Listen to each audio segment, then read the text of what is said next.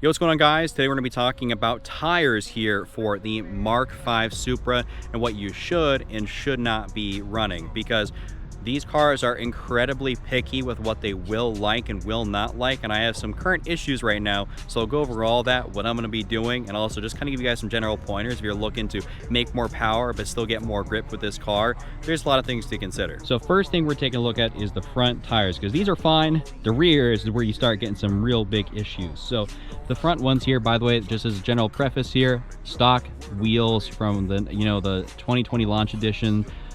These tires right here are the Michelin Pilot Sport 4S's 255/35/19s. I have this turned in here because I was trying to record this video prior and show you guys something that's back there. Basically, these are the stock tire size. These are perfectly fine. Realistically, if you want to change the front tire size, you could go up to like a 265.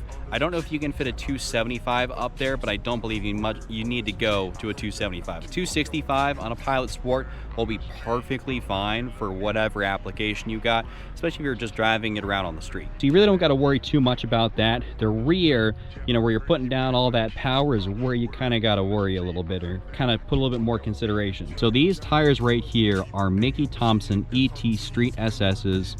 These are a 305/35/19. This is the absolute biggest tire I can fit back here, and it's the only reason I can do this because there's a little spacer right there. I think it's like 18 mil.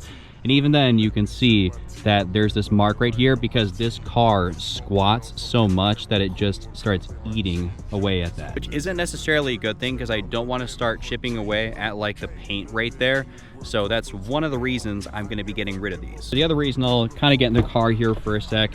I'm not gonna like start driving around, but I'll show you guys what I'm talking about. So generally speaking, the car is off, and when you're driving around at like 20 miles an hour, you have a little bit of play in the wheel. You can jiggle it back and forth because you're going 20 miles an hour. But I get that same amount of play in the wheel going 80 miles an hour that I do going 20, which is really not fun. On top of that, generally speaking, when I'm driving the car, it feels a lot less stable because the sidewall on those Mickey Thompsons is really, really soft. So the general stability you get is pretty poor. Imagine this, it's like you're driving around and lane changes are a little bit sketchy because your wheel doesn't stiffen up because you don't got the stability back there from a firmer sidewall on a tire, so lane changes are a little bit more wacky. If I didn't have an upgrade, which I'll show you guys here in a sec, my sensors would start going off in a turn if I'm going onto an on-ramp, a curved on-ramp to a highway at like 55-60 miles an hour. I'd want to start slowing me down because it feels like the body would roll too much. You just get a whole host of issues running Mickey Thompsons on this car. So I'd recommend, even if you are putting down 700 plus horsepower, I'm currently sitting at 780 horsepower, about 625 650-ish foot-pounds of torque, and even if you are at those power numbers, probably stay away from these. And to even compensate for that body roll, which I more or less fixed, I had to get some AFE sway bars for the front and rear and adjustable end links for the front and rear. Here's a look at the front ones. You can't even get to the rears. They're so far up in there. To get those rear ones on, you literally have to drop the whole subframe. It is a giant pain in the ass. I had a guy install it for me, and yeah, you have to really drop the whole subframe just to get those there. So my general recommendation, don't go for Mickey Thompsons. Now let's talk about what you should go for. So if you're gonna be up in a higher horsepower range, I'd probably recommend to go for like an actual track tire. You have an option with the R888Rs, which is something I personally did not go for just because I didn't want to deal with the humming, the road noise. My car is loud enough as is, the 4.5-inch downpipe, a titanium exhaust, it's damn near wide open. I don't need to add that humming noise in there too when I'm driving around. That's not something I'm really looking for. I ended up going for a Falcon, I think is at 660. It's their track tire, and it's specifically made for driving around a track. It's got great dry traction, but not as much wet, which is not something I'm too concerned with. So I'm gonna try that out. I got that on order and it will be coming in, so I'll make an update video, but I'm hoping that is like my happy medium between getting traction and also having a stiffer sidewall so I don't start feeling as swaying, as wobbly, because that is a very big issue that is really hard to counteract, and well, unless you literally get rid of your tires. And frankly, I just want to be able to enjoy the car and not have to worry about the car like veering off.